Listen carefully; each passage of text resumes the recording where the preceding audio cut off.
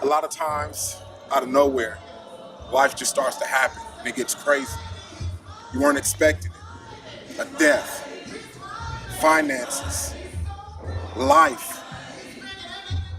But in the middle of life, we need to remember that Jesus is always there. In the text that was given, Mark 4:35-41, we see that Jesus tells his disciples to go from one side of the sea to the other side of the sea. And as they were going to the other side of the sea, Jesus was resting. And all of a sudden, out of nowhere, a storm came. It wasn't a normal storm because they were fishermen on that boat, so they knew how to navigate a normal storm. This storm was like a hurricane. And it caused the waters to not only hit the boat, but to come inside the boat. Now, this wasn't the Titanic. It wasn't a huge boat. It was a boat that fit about 13 or 14 people. And one of those people was Jesus, the master. Jesus remained asleep, but the disciples, they panicked. And in their panic, they woke Jesus up abruptly. And Jesus woke up and immediately they asked, "Master, do you not care about us perishing? Do you not care that we are about to be destroyed?" You see, sometimes in life, we feel the same way. Life comes and we don't want to, we want to give up. We don't want to do it anymore. And we don't want to go forward. We're not in our faith, not in our finances, not in our future. We just want to give up. But I want to remind you that Jesus is right there in the storm and that he cares. And that's what Jesus told them or showed them when he said to the storm, "Peace," or "Hush," or "Shut your mouth and be still."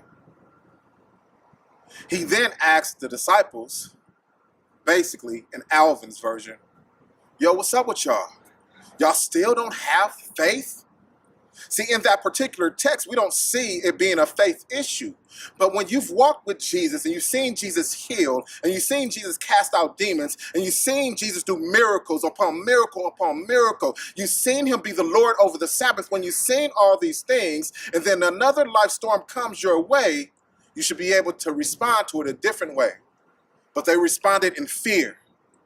Jesus said, "Do you not have faith yet? After all you've seen me do for everybody else," because at this point, the disciples had not had a miracle happen directly to any of them. Yes, he healed Peter's mother-in-law, and yes, he turned the water into wine, and yes, he cast out demons, and yes, he did this, and yes, he did that, but that was for everybody else. Sometimes we see everybody else getting blessed. And then when comes time for us to go to another level of faith, what happens is we forget that what Jesus did in other people's lives, he can do in our lives too. Jesus has told some of us to do some things, but our fear is crippling us. Our fear has kept us at a job too long. Our fear has kept us from doing things in ministry. Our fear of what people are going to say has kept us in the clubs. Our fear has kept us everywhere but where Jesus was taking us. Do you not have faith yet? Young adults, this conference, October 11th through the 13th in Southern California, let's explore what it really looks like to have faith. A faith that moves mountains, a faith that changes the area, a faith that changes the brotherhood, because the brotherhood needs the young adults to stand up and be something different than they've ever seen before. And in the midst of that, life will happen. Storms will come, guaranteed. There will be trouble, always. But how we respond in that trouble is where God gets the glory.